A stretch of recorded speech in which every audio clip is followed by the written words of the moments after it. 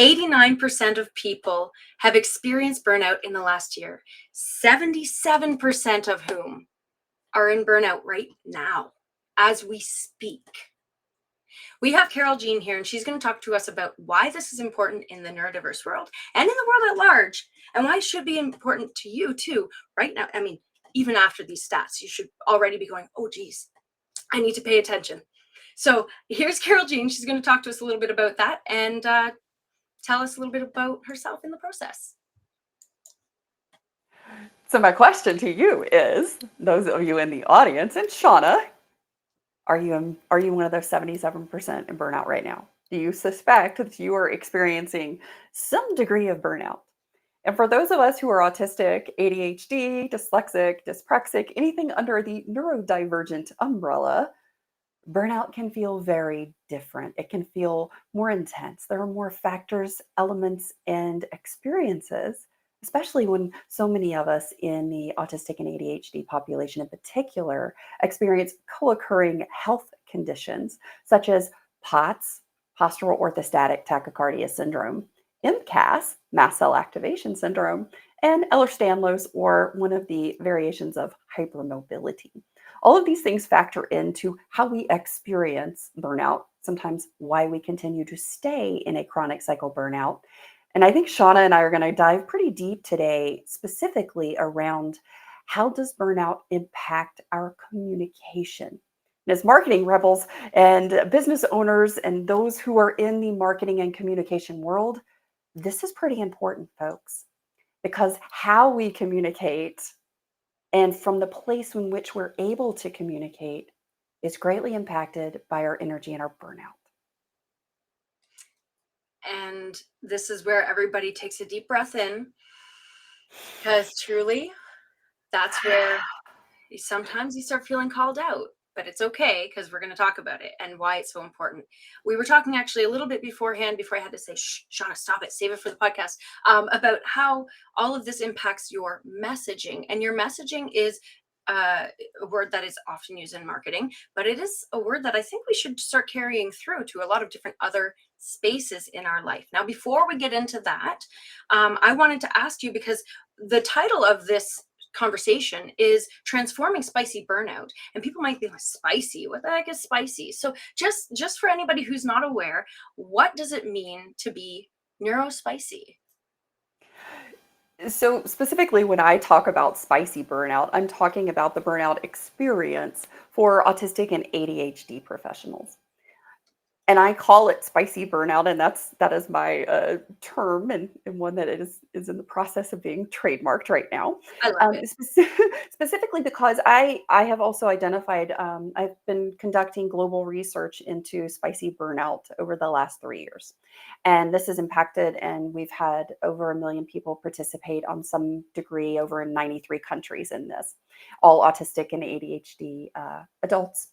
And within that, I have identified that we have 5 levels of spicy. And I have it from the poblano pepper level 1, that's where you got just a little bit of heat in your life, to the jalapeno pepper level 2, to the cayenne pepper level 3, where we are really heating up. We got level 4 habanero pepper. And at a level 4, you are on fire. Everything is flaming hot. And then we have ghost pepper level 5, which is you're so hot, you're not. This is where things start to shut down. This is where your body may be also shutting down at this point. This is kind of where people sometimes even describe feeling very disconnected from themselves, sort of like observing myself sitting there, kind of feeling stuck, like I can't get moving. And for a lot of us, this can be really scary. And we describe that to someone else. And one of the things that happens so often, especially to late identified autistic and ADHD adults, is we have been told, or we describe sort of what's happening, and we get misidentified as you're just depressed. But we feel that it's so much more than just depression. Because depression, feeling those experiences of feeling depressed are a very common experience within burnout, but there's so much more. Mm. Yes, absolutely. And that sort of dissonance can affect every way that you're showing up, every different realm of your life, including just the time that you spend alone. And so, like, this type of conversation, and this is true across the board, regardless of whether you're neurospicy or not. You can absolutely get to this point where you're not being effective in your day to day.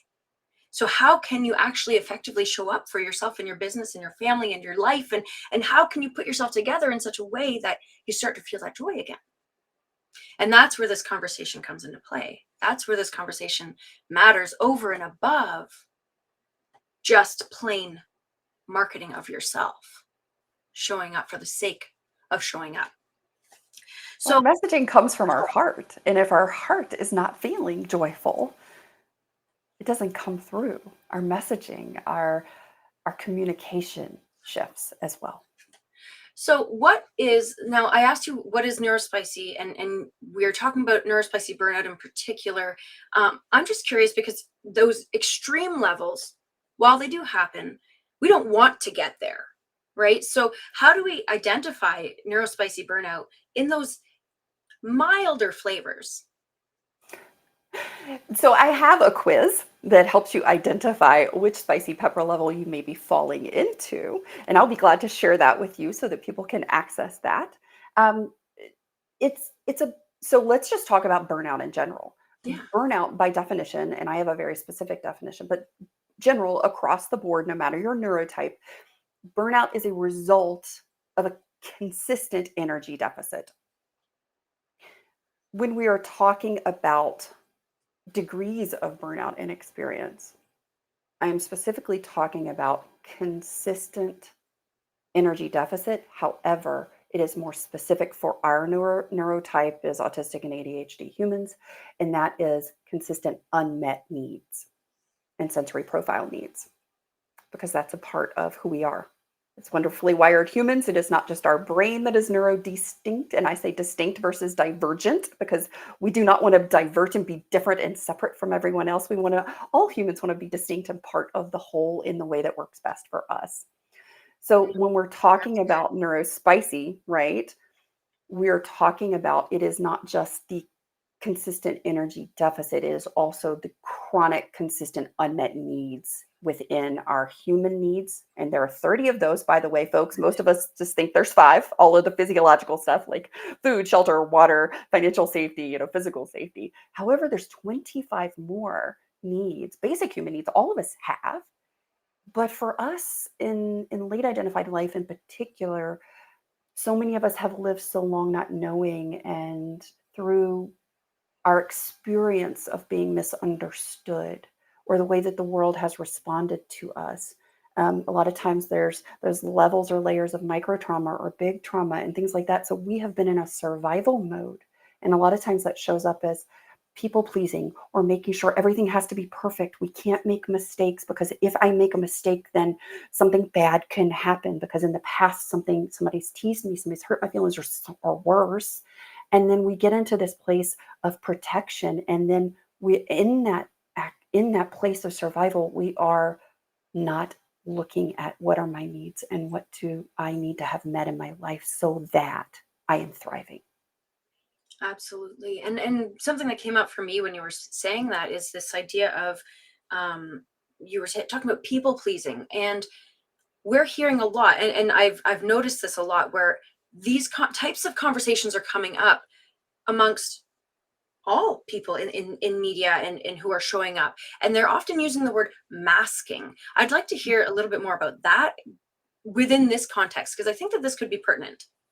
Oh, it absolutely is. So I say that I masked to the professional level of camouflaging. So I didn't just mask, I just didn't have a couple layers I would change for the context because all humans mask. It's just a tool that we use. It is about showing up appropriately for the context, right? So I'm not going to show up to a board meeting depending on where I am. Like if it's a tech firm, maybe I might show up in some funky jeans or something casual, right? But let's just say I'm going to IBM and I have a meeting in the boardroom. I'm going to be dressed and appropriate for that context and situation. Everyone at that table is. There is a difference when we're talking about masking and camouflaging within the neurodistinct population, and that is we get to a place where we mask to the professional level of camouflaging at the expense and loss of our own self and identity along the way. because it is a survival protective mechanism, because it's keeping us safe to show up in all forms. I mean, I caught myself sitting at home one day drinking a Diet Coke all by myself in my 30s. And I thought, why in the heck am I drinking this? I hate Diet Coke, but I've been drinking it since second grade when it came out because Margaret Vidmer's grandparents owned the local Coca-Cola bottling company, and they brought it to school, and all the girls made a big deal out of it, right? And oh my gosh, this is so good. So everybody's drinking Diet Coke, and I thought, well, to fit in, I have to drink Diet Coke, even though I hate it. But I was alone in my 30s, still drinking this nasty stuff, and I had just bought a case of it. And at that point, I didn't even know I was autistic at this point still, but that was like my first level of awareness because I was just like, this is gross. And I picked it up and I threw all of it away and I said, I'm never picking another one of these up again. And I haven't. But that is what we're talking about. Do we ever stop and truly ask, what do I like? What does my perfect day look like? What's important to me? What do I need? That is a very powerful question to have to ask yourself, and a scary one too, because you never know if you have the answer, right? You ask yourself this question and you're like, I've never really had the chance. I've never really had the chance to explore that, and that can be really scary. And even though we're talking about burnout in particular here, but I want to say just for another conversation is that this is where we start talking about like how do we step into our authentic selves? How do we actually explore that? This show will be addressing that. I have a few people who are ready to dive in, but I just want to say that this houses that. And it's really important to understand how deeply ingrained that is and how all of that repetitive masking depletes your energy on a regular basis, which is therefore leading you to this state of consistent burnout. And you sometimes you don't even realize it because you're just in it all the time. This is just the way I am. Well, I talk about two different elements of burnout in particular. The first is the chronic cycle burnout loop. So, of those 5 spicy pepper levels, most people who come to me in my coaching program, they usually go between a 3, 4, and a 5. And that's the circle. That's their chronic cycle burnout loop that they have been moving in between degrees of spicy, most often for decades. On the rare occasion, I get a 2, 3, 4, but that is a very rare thing. By the time people come to me, and here's the other thing to kind of note, just as a sidebar here. Most late identified people came to their identification and awareness of their neurotype because they probably hit the very worst burnout of their life. And when we are talking about masking and camouflaging and identifying and connecting with our authentic self, we don't do that when we don't have the energy. And we certainly don't do that when we don't feel emotionally, physically, or psychologically safe to do so. And that yet again goes back to those basic human needs. There you are. And this also leads me to the next kind of way of thinking about this is the idea that, okay, well, if you don't feel safe or if you're stuck in a loop, then all of this preaching that we get across the board of, oh, you just need a self-care day or set firmer boundaries or like any of those things start to sound really obnoxious. They just start to sound Oh, absolutely obnoxious is just like an understatement, right? right. Exactly. So how we're sitting here in a cycle, a burnout cycle. What do you do? First, you have to identify, am I caught in a restoration illusion trap? And this is one that usually rocks most people's world. I'm already So, rocked. so of those 5 levels, those 5 degrees of spicy burnout, if you identify, hey, I definitely have been circling that chronic cycle burnout loop of a 3, 4, 5. So there are seasons in my life where I'm more consistently at a 4 habanero. Like I'm hot. I'm like maintaining just the bare minimum. Every now and then I slip off for maybe a few weeks or maybe a month into that 5 where everything's just kind of shutting down. I regain some energy and move back down to a 4 so that I'm kind of living there. Then maybe things change in your life. And there's something called hedonic adaptation. in psychology. So at that level 4, when we've been there for a long time, it becomes our norm, Mhm. right? It's kind of like when you got a brand new car, you better not get in my car with food or drinks. And the kids, man, just do not touch anything. Just like you and your sticky self, just sit still, right? Do not eat in my car. Well, 6 months down the road, we got French fries between the seats and empty cups in the cup holders, right? So the norm, like the newness, our ability to identify has shifted. And that's what happens when we've been in a particular spicy level of burnout for a long time. We forget what it felt like to feel good. And for a lot of us, it's been decades. So it's really hard to recall that. Maybe childhood and you're in your 40s. But let's say some things change in your life. Maybe some stressors are alleviated at work. Maybe things at home. Maybe you've got some additional help. Things are no longer a great demand consistently on you. So you start to feel better. You start to get some energy and you've moved down from a 4 to a 3. But because you were in a 4 for so long, just that little bit of feeling better feels like you're in restoration and you're out of burnout. And you believe that you're out of burnout, but you don't recognize that you've only moved down the scale. Mhm. That's the illusion. That's scary. So what are we doing in this space? How do you recognize this, and how do you shift away from the preachings of self-care and boundaries in order to start the journey of restoration? The first place to begin is to know, where are you, in what spicy pepper level are you right now? And once you know what spicy level you are right now, what's your spicy pepper? Do you have a chronic cycle pattern that you can identify? And I help you identify that. We do 3-4-5, or we do a 2-3-4. Maybe you are super lucky. You are one of those rare unicorn individuals and you're a 1-2-3. I have yet to meet one of y'all, so come on. Right, right.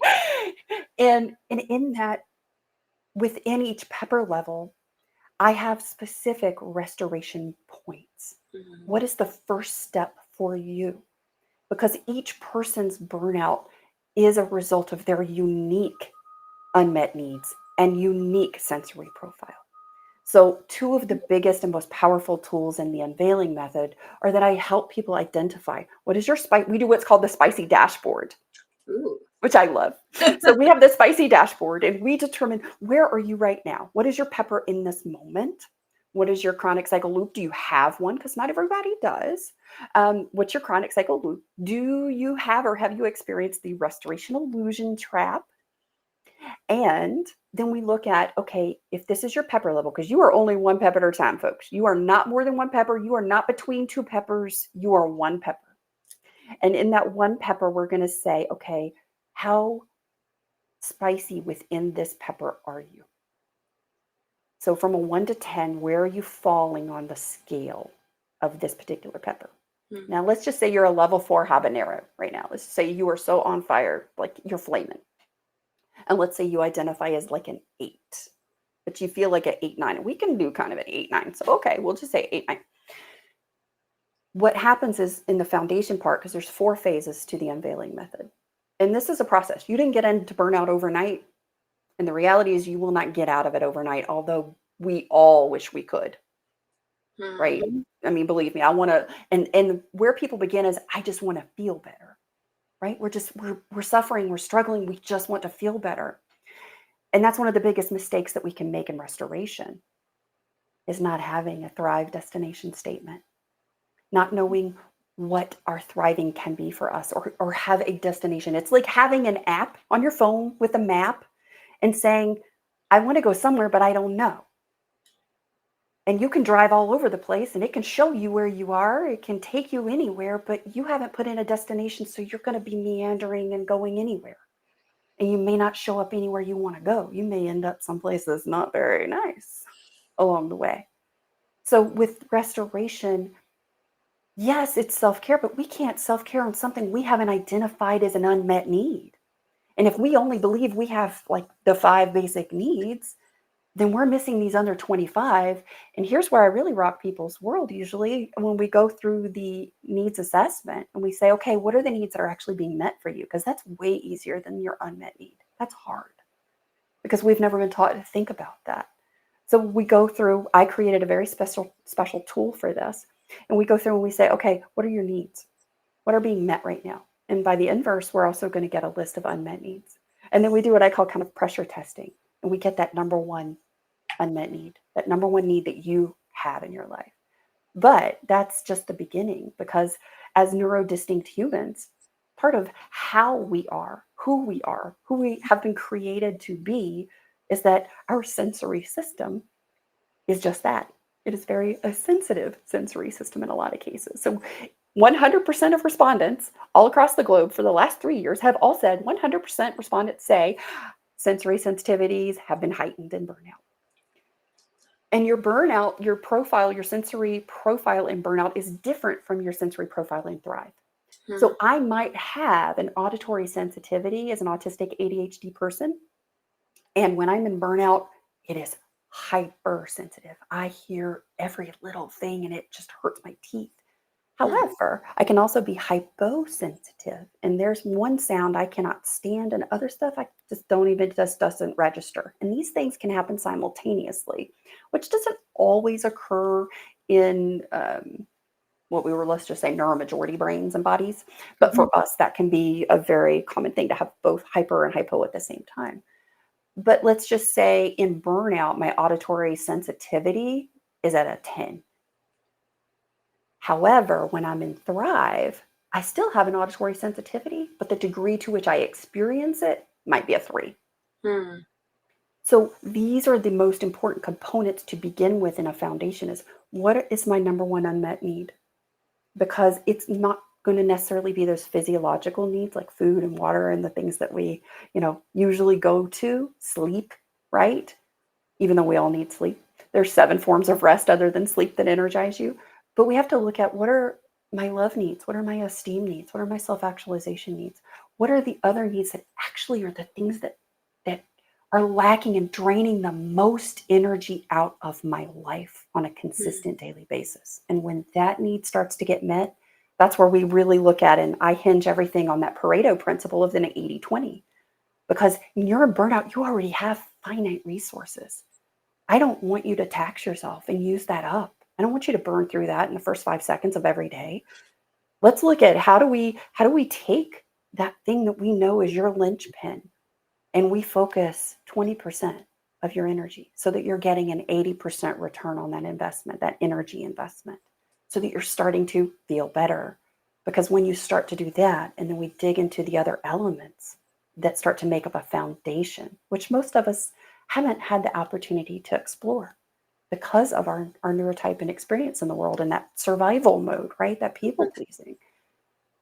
And self-care, ultimately, it's not slapping cucumbers on your eyeballs.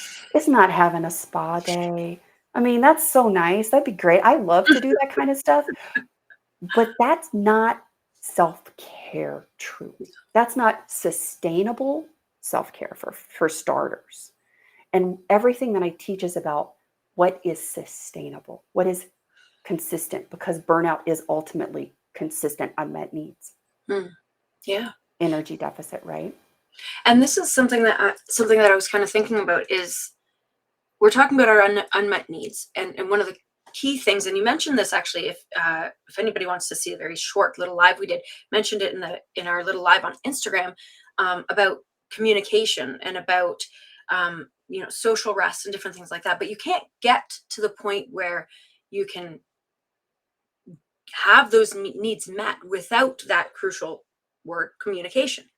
And so, like, typically in the podcast, we kind of close it off around now, but I really want to dive into this. So I'm going to give us another, I don't know, 5 minutes, something like that, to talk specifically about communication and what we're bringing forth, how we're marketing ourselves to our environment and to ourselves. Because remember, what you say, your brain hears and sees, right? So you're conditioning and training your brain to know these things. So how do we do that in order to resolve this burnout, in order to get into that, not resolve maybe, but that get into that restoration phase of things, while still maintaining the status quo? Because I mean, look at myself. If I go into a severe state of burnout, if I don't have a system and process in place, a way by which to communicate my needs and to have my needs met, then I won't be able to provide for my children. I won't be able to, and I mean emotionally, financially, mentally, all the things. And I mean, for me, that's my epitome, my kids, right? So, and many people have a variety of different um, whys or centers. So, how do we do this? How can we leverage this communication piece in order to market ourselves in such a way that allows us to thrive and continue to show up consistently for ourselves, for our family, and for our business, for our careers? So one of the biggest components when we're talking about spicy burnout is that for a large majority of autistic and ADHD individuals, tapping into our physical feelings to identify what our body is telling us that we need on a physiological level, but then also being able to recognize maybe what that emotional feeling is and how we transcribe that into our mind so that we can articulate it to the people that we care about, first to ourselves and then to other people. There's something called alexithymia, and we also have processing differences. So sometimes it takes longer for me to process how I feel about something. And I'm alexithymic, so that also means that I can feel all of the feelings and they can be really big and they can feel almost scary because they're huge and they're very powerful and they all show up at one time. And sometimes when they show up is later than the actual event. So then I'm trying to figure out, why am I feeling all of this and this doesn't match the context. So when we're talking about communication, it begins with the tools and the refinement of us learning to identify, what am I feeling? What is showing up for? Is this something in the present moment? Is this maybe from yesterday or last week that's just now showing up? How do I process this so that I can make sense of it, put it in the context of my needs and my sensory profile, and then I can start to more clearly identify what this is so that I can communicate it to the people in my life, because we are not islands, folks. We do not live in isolation, even though so many of us try because other people just demand too much of us. But we are social as in nature by being human, and no one lives alone and does not have the needs of other people. Even if you go to the grocery store, you are reliant on other people who have packaged the food and sold it to you, Mhm. right? And there's probably 30 people that have been involved in you getting that packed chicken or whatever. At least. So how do we start to communicate to the people in our life that we love, that are in relationship with us? Because in relationship, we are there to support one another. And that was my big reason for starting this journey 7 years ago to restoration, was my children. I was in the worst burnout of my life. And I was thinking, okay, I'm at this junction in my life where either I figure this out, because right now I'm not being the best me, and I'm definitely not being the mom that I want to be and the best mom that I want to be. And either I got to figure out how to fix this or I'm done. And that's a horrible place to be. And I didn't want to be there, and that wasn't my choice. I chose differently. I had that choice in that agency and I made it. And the restoration and the communication piece is not easy. There are things that come up, and when you're not aware of processing differences or aware of how you experience and identify your emotions, like through alexithymia, that becomes a challenge. So it's most critical to be able to identify what is your need so that you can communicate or begin communicating. And it's going to start messy, folks, and it's okay. Start messy.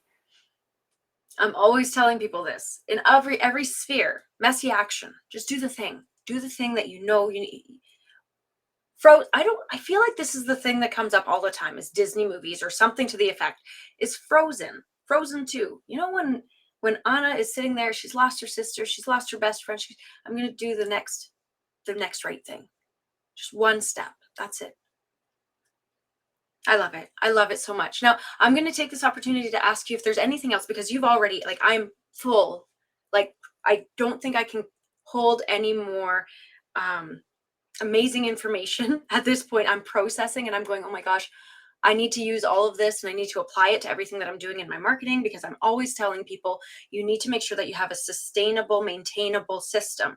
You can't show up 50 times a day and sustain it. It's not going to happen.